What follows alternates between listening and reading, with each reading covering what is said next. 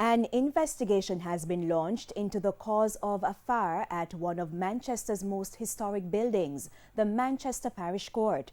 As administrators begin to recoup, the question remains, what about the relocation?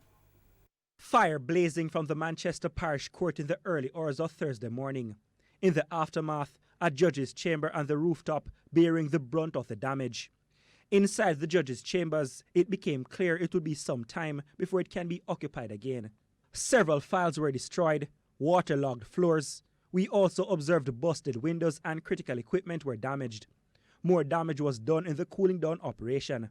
As it is now, the courthouse is out of use. What we're trying to do right now is to find temporary accommodations so that the court matters can be dealt with. We're actively trying to find that now, and we're hoping that we'll be able to have somewhere ready for the court staff by Monday. The position is that there are some outstations in Parish, Christiana, and perhaps Paulins, where courts could continue. The court has since issued a notice that all night court matters will be postponed to Thursday, December 5. But the $400 million fraud case involving the Manchester Municipal Corporation is slated to continue Friday at the location. Meanwhile, the fire happened at a time when the Ministry of Justice announced it had been intensifying efforts to find a new location for a courthouse in Manchester. Finding land has been a major setback.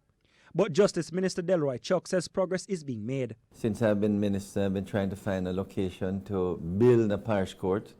I think we may have found one, but some due diligence will have to be exercised in deciding whether to take up the property which we have identified.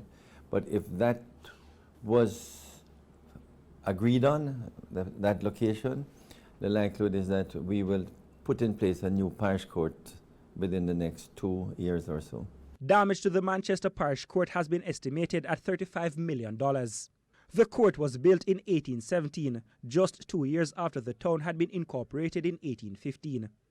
Dwayne Anderson, TVJ News.